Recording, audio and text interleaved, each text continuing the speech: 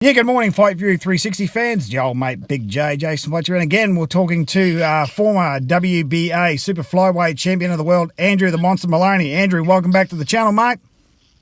Thanks for having me on, Jace. Mate, you've been busy. So what's been going on with you, mate? Busy time ahead. Yeah, that's right. It's really good to be active again. You know, obviously everyone's been things have been a bit slow the last couple of years with COVID and things like that. I was, fortunate enough during that time to have some really big fights, but wasn't as active as I'd like to be. And so things are looking good now. Had a good win in America a week and a bit ago, and now straight back into training, getting ready for the next big fight, which is, really great to be a part of. A massive card with Kambosos versus Haney at Marvel Stadium in Melbourne. So great to be a part of that, and great to be fighting in Melbourne for the first time in a long time. And then also wrapped to be so active, 2 fights in the space of 2 months. 2 months in between, only 8 weeks apart. So really wrapped to be active again and keep the ball rolling. Excellent. So your last fight on the Michaela Mera undercard was against, what was his name? Gilberto, I can't remember his last name. Mendoza, yeah. That's it. And that was that you deal, or did you get the 8-round knockout? I can't remember, was you or your brother? Yeah, no, I stopped him with 30 seconds to go, which was actually just an 8-rounder, this one, which is the shortest distance I've fought for a long time. But, real happy I was able to get the stoppage with 30 seconds to go and stop a guy who has fought a lot of good fighters, and none of them have been able to stop him. So I was pretty happy with that. Yeah, you've got to be happy with that. So you've got the cobwebs off of the last couple of fights that you had over in the States, and you're all ready to go. So you mentioned that you and your brother are going to be on the undercard to Kambosos Haney, which will obviously be the biggest fight this country's ever seen, and we can't wait till June 5th, at Marvel Stadium. You were telling me before that you have not confirmed an opponent as yet, but you will be on the undercard. Is that correct? Yeah, that's correct. Yeah, so my team's working hard to try and secure the best opponent we can. Hopefully we get a highly rated guy to keep boosting me up those rankings and, get me a world title shot as soon as possible. So they're working on that at the moment. There's a few names up in the air, but hopefully in the next day or two we've got someone locked in. Yeah, definitely. So that's for yourself and your brother, both getting opponents on the Kambosos Haney undercard. Do you know anyone else that will be appearing on the undercard, or you just focus on you and your brother? I've heard a few names. I believe I know. So there's a few guys involved with George will be on the card. So Terry Nichols, that he sort of manages, will be on the card. Myself, Jason. I have heard of a few other names, but I can't think of them off the top of my head. But I'm sure they're going to put together a really good card and showcase what Australian boxing's all about. Yeah, that would be it. Because it's funny that you mentioned Terry Nicholas. If I remember correctly, his last fight, he called out Nikita Zood, didn't he? I believe. Yeah. Yeah. Well, he did. It would have been great if that could have come together for this fight, but I don't think it's going to. Nikita's scheduled to fight pretty soon, so hopefully that fight can happen down the track, though. Yeah, definitely, yeah. Because another young name that's coming, it's just starting out in the.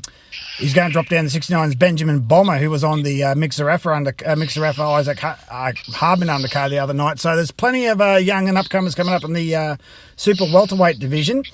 Speaking of Hardman Zerafa, you got a chance to watch that fight. Your thoughts on that fight? Yeah, I did. Yeah, I was looking forward to that one, and I'm quite shocked actually that Zerafa was able to stop him so soon. I sort of thought that maybe Zerafa might be a bit too experienced and a bit too sort of crafty for Hardman at this stage of his career. But certainly didn't expect him to stop him in round 2. But pretty good, impressive performance by Zerafa. Absolutely, I didn't think anyone expected him to. Zerafa to stop Hardman so quickly. I thought it would have been probably quite a long, hard fight.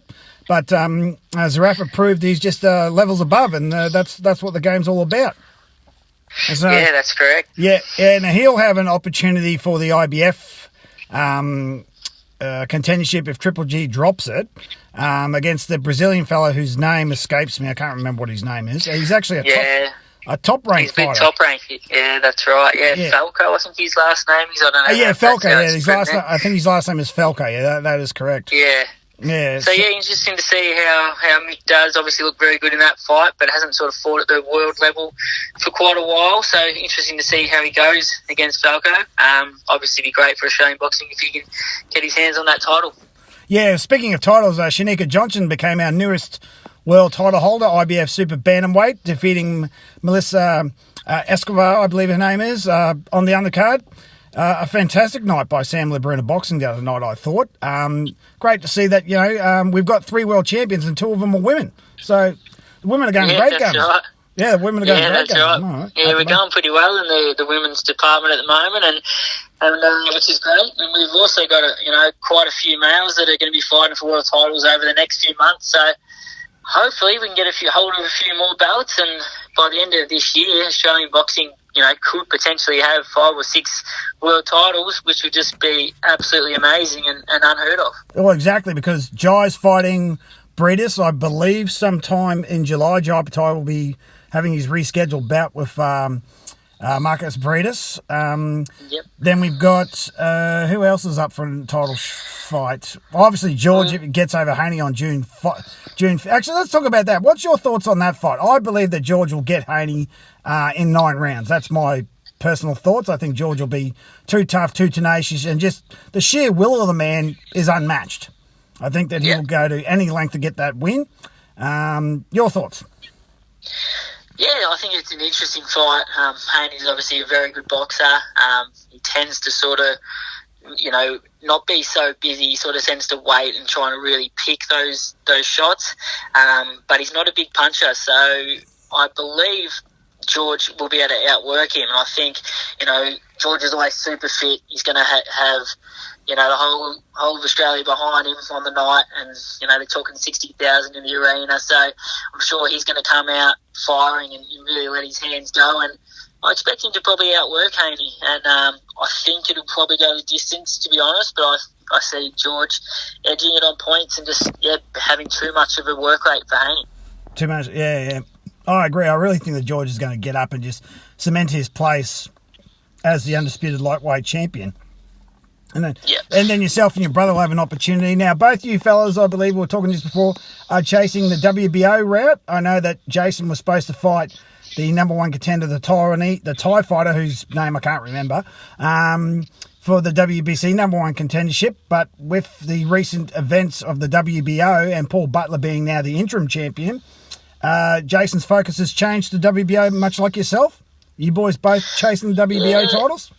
I believe so. I mean, we'll both fight for any world title we can get the opportunity to fight for. But, I think that's the way things are going to work. In my division, it looks like the WBO is probably the fastest route back to fighting for a world title for myself. So I think that's the route we'll sort of target. But obviously, if anything else pops up, we'll take it with both hands. But, similar to Jason, I think he was supposed to have an eliminator with the bloke from Thailand, but I believe they're not keen on coming out to Australia, so there's still negotiating at the moment. But, with the whole situation with Casemiro possibly being stripped, and Jason sitting at, I think, number 2 in the WBO at the moment, he could possibly end up being mandatory now if Casemiro gets stripped and Butler moves to that number 1 spot. So hopefully, things could open up there for him, and Jason can fight Paul Butler at some time in the next couple of months, and certainly a fight that I really believe Jason wins. Yeah, we believe the same, because that fight that was being talked about. It was about 2 or 3 years ago, wasn't it? That there was rumours that he was actually going to face Paul Butler at some stage, but something happened and it fell through, because that fight's been talked about more than once. I know. Yeah, I believe so. I mean, Butler's been around that division for quite a while now and has been sitting sort of quite high in the ratings, waiting for that opportunity, much like Jason. So, yeah, there's been talks about them 2 fighting. I think even as an eliminator at some stage. But now could possibly be for the world title, which, be absolutely awesome for Jason. Yeah, well, absolutely awesome for the pair of you, Get another world title in that Mahoney, Brothers Mahoney stable. So with this fight, once you guys actually have the big fight on George's card, has there been talks about what's next for you guys? Back to the States, or we're going to have a big show here? Well, we'll have to wait and see, but I mean, I believe I'm thinking that our probably next 2 fights will be in Australia.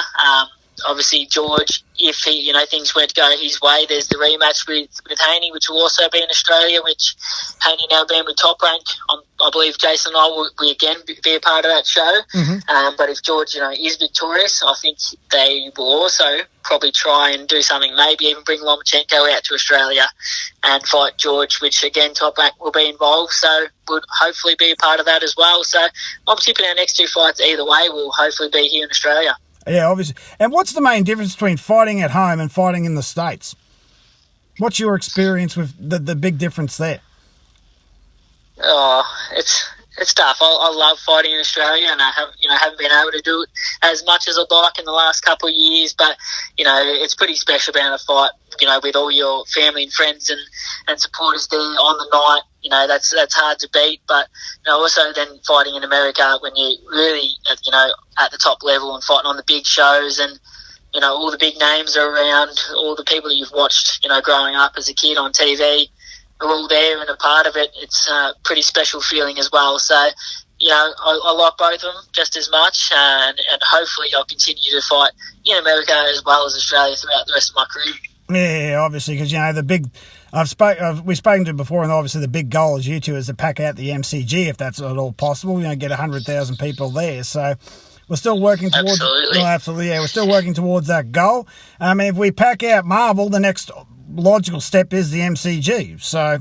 Yeah, that's it. Yeah, well, even Marvel would be unreal. 60,000 there. But the ultimate dream has always been for me and Jason to both hold world titles at the same time. And growing up in Melbourne and being from Melbourne, the MCG is certainly the pinnacle. If we could pack that out and both be on the one show, both defending world titles in front of 100,000 or so people, and I don't think it gets any better than that. Yeah, obviously not. So just over the weekend, you've only seen highlights of it, but Tyson Fury, proved that he's one of the best heavyweights in the world again by a 6-round KO to Dillian Whyte, which I thought was quite heartbreaking for Dylan, considering they had to wait so long to get his shot. Your thoughts on that particular fight? And do you think he's done, or do you think he'll come back and fight the winner of AJ Usyk? Oh, well, once again, Fury just showed that he's a very, very special fighter. And I heard him say that he's no one in the history of the heavyweight division would beat him, and he's probably got an argument there. He's a very big man. He moves extremely well, and it just shows that so far he can't be beaten. Even though he obviously had a draw against Wilder in one of those fights, I still believe that he won that comfortably. Mm-hmm. And just showed that he proves that he can take a shot and get up. I thought he was gone in that first fight. That was phenomenal. Absolutely. Absolutely. He seems to have it all. He's got a good chin, and obviously showed on the weekend he's got a bit of power himself. Unbelievable fighter. And, I think it'd be a real shame for him to go out now, even though he's obviously, done it all, and to finish on, a high like that, and what they have...